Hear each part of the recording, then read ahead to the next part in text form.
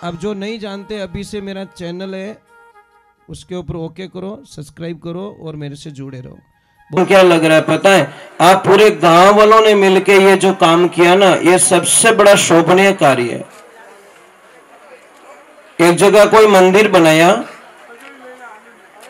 मंदिर बन के तैयार हो गया, पूरे गांव ने बनाया। थोड़ा आवाज मत कर जो दाता। पूरा गांव वाला मंदिर बनायो, मंदिर बनन तैयार हो गयो। तैयार होने के बाद में अब डिस्कस हुआ कि भाई मूर्ति की नहीं बैठा हो। तो महाराज आपको पता है कि लास्ट जमाने की नहीं की, अब 3 पक्ष पड़ गए। राम वाले भक्त कह रहे भगवान श्री राम की मूर्ति बैठाएंगे, भगवान शिव के भक्त बोले भगवान शिव की मूर्ति बैठाएंगे, और कृष्ण वाले बोले कृष्ण राधे कृष्ण की बैठाएंगे। ऐसा झगड़ा हो गया कि किसी की भी मूर्ति नहीं बैठ रही है, पक्ष पड़ गया। राम दल वाले बोल रहे हमने पैसा दिया, कृष्ण वाले बोले हमने पैसा दिया, शिव दल वाले बोल रहे हमने पैसा दिया। आखिर में वो मंदिर तो बन गया परंतु स्थापना नहीं हो सकी। वर्षों बीत गए। एक दिन कोई साधु संत महाराज जी आते हैं और उन्होंने बोला भाई मंदिर तो बहुत अच्छा बनाया है परंतु यहां पे प्रतिष्ठा नहीं हो रही है, कारण क्या है? तो सारे गांव वालों ने अपनी अपनी व्यथा सुनाई कि ये दुविधा पड़ गई। तो महाराज जी ने बोला शाम को यहाँ पे इकट्ठे करो, सारों को इकट्ठा करके बोले भी अगर आप धर्म को समझते हो, संस्कृति को समझते हो, तो मैं आपको एक प्रार्थना करता हूं, आदेश नहीं दे रहा हूं, प्रार्थना कर रहा हूं कि क्या कि संसार की शुरुआत और एंड कौन है? शुरुआत कौन है और एंड कौन है? तो कई महापुरुषों ने, विद्वान लोगों ने कहा कि शिव है। संसार की शुरुआत भी शिव से होती है और संसार का एंड भी शिव से होता है। जो शुरुआत और एंड है उन्हीं को बैठाओ ना, तो सारे को समझ में समझाया तब समझ में आई। अब आप इतने लोग बैठे हो, या विद्वान लोग बैठे होंगे, भगवान के पुजारी लोग बैठे होंगे, भगवान की पूजा करने वाले बैठे होंगे, मुझे इतना बता दो यहाँ पे प्रतिष्ठा हो रही है कल, क्या आपको अवगत कराया किसी ने कि इस मंदिर में कहां बैठ के पूजा करनी चाहिए? बताया किसने? क्या मतलब जो पूजा करेगा वो कहां खड़ा रह के पूजा करेगा? बताया क्या?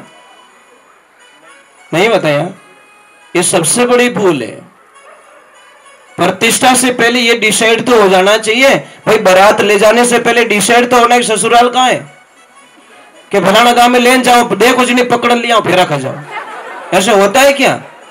हम मंदिर के बहुत करोड़ों रुपए का खर्चा कर रहे हो और ये भी आपको पता नहीं चल रहा है कि हम कहां बैठ के, गलत जगह बैठ के पूजा कर दी तो आपको रिजल्ट गलत मिलेगा। सीधा हिसाब है।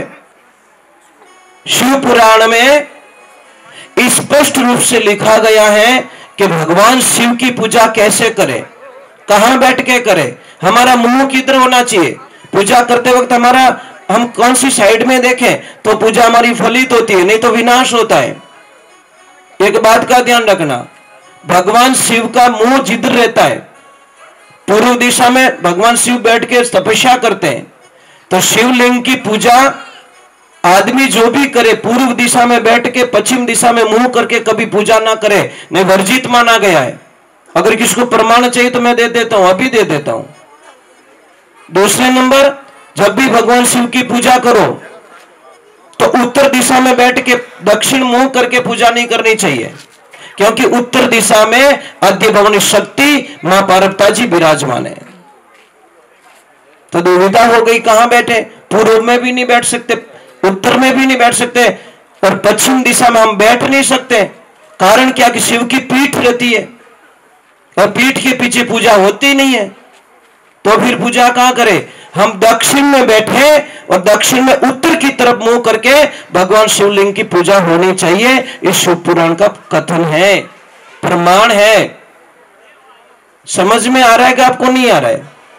तो ये ध्यान रखना, अगर गलत दिशा में बैठोगे तो रिजल्ट भी गलत आएगा। भाई स्टीयरिंग इधर लगा हुआ है और आप मुंह ऐसे करके स्टीयरिंग को बैक साइड से पकड़ के गाड़ी चला रहे हो तो भजीड़ लागी कि नहीं लागी? कि बटे कह दो ये तो अपन का स्टाइल है, अब स्टाइल में हम ले डूबो तो पूजा हमारी सही विधान की होनी चाहिए, ये ध्यान रखे। चलो हम भगवान के चरणों में जाते हैं। मैं समय की बर्बादी नहीं करूंगा। एक बात की मेरी प्रार्थना रहेगी कि अगर किसी को, मैं साथ साथ में थोड़ी कुछ बातें भी बताऊंगा जो आपको काम आ सके। आजकल कमर दर्द और घुटनों का दर्द इतना बढ़ चुका है जिसकी आप कल्पना नहीं कर सकते। एक तो कमर दर्द बहुत होता है, एक घुटनों का दर्द बहुत होता है। तो जिसको भी घुटनों का दर्द है आप 50-60 रुपए में इलाज कर सकते हो। ये जो खाने वाला चूना आता है ना, वो चूना लेके आओ और चूने को इतना सा दाना लो, चने के जाता जितना, सुबह खाना खाया उसके बाद में 1 गिलास पानी में डाल के उसको घोल के नॉर्मल पानी में ठंडा पानी पीना छोड़ दो। जो फ्रिज का पानी पीते हैं उनके इलाज की हमारी कोई गारंटी नहीं है। समझ में आई ना? हमारे घर में 4-5 इतने बड़े दुश्मन। एक तो कुकर सबसे बड़ा दुश्मन है हमारा, उसमें दाल पकती नहीं है, फटती है। दूसरे नंबर एल्यूमिनियम का कुकर तो इतना घातक दुश्मन होता है जो स्लो हमारी बॉडी को खत्म कर देता है और लाखों बीमारियां पैदा करने में एल्यूमिनियम की मेन जिम्मेदारी होती है, पर लोगों को समझ में नहीं आता। दूसरे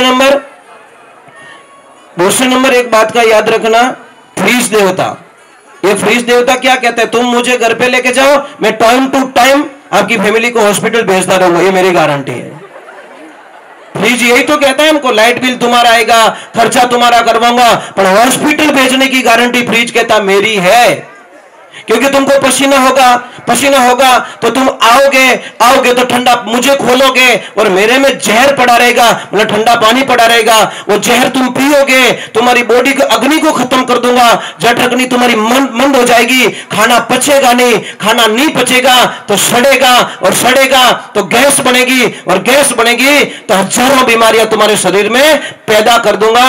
ये फ्रीज कहता है, पर फ्रीज की भाषा कोई नहीं जानता। अब तो कन्यादान में इस बेटी ने फ्रीज देवो, बेटी टेमू टेम बीमार पड़ जाए, वहां धन्यवाद है वहां महापुरुषों। और मैं नहीं कहता फ्रीज मत लेगा, फ्रीज लाओ ना, पर उसकी चीज को खाने का तरीका, अगर कोई भी फल फ्रूट रख रहे हो 45 मिनट तक उसको बाहर रखो, फिर उसको धो के खाओ। और आपने तो वे मुंह खाओ, काटिया खाया। तीसरा नंबर हमारे घर में दुश्मन कौन सा है, ये जो मैदा जैसा आटा देते ना, आटा मैदा, एकदम मयो आटो, बारीक आटा, ये हमारा दुश्मन है। आटा बड़ा होना चाहिए, समझ में आ रही ना? आटा नॉर्मल नहीं होना चाहिए। और नमक कम खाओ, सेंधा नमक खाओ। जितना नमक खाओगे आपकी हड्डियां कमजोर पड़ जाएगी। नमक जितना कम खाओगे उतने मजबूत बनोगे। सेंधा नमक खाओ, बड़ा अच्छा रहेगा। समय ज्यादा स्टील के बर्तनों का उपयोग करो या मिट्टी के बर्तनों का, या फिर सबसे बढ़िया मिट्टी के बर्तन, उससे सेकंड लोहे का, और तीसरे नंबर बताया स्टील का। सबसे बढ़िया तो मिट्टी के बर्तन होते हैं, उससे सेकंड बताया लोहे के बर्तन। अगर किसी भी बच्चे की हाइट नहीं बढ़ रही है, आप लोहे के बर्तन में खाना बना के खिलाना स्टार्ट करो, बच्चे की हाइट बढ़ेगी, बच्चे की बुद्धि काम करेगी, बच्चे का ग्रोथ बढ़ेगा, बच्चे की बॉडी विकास करेगी।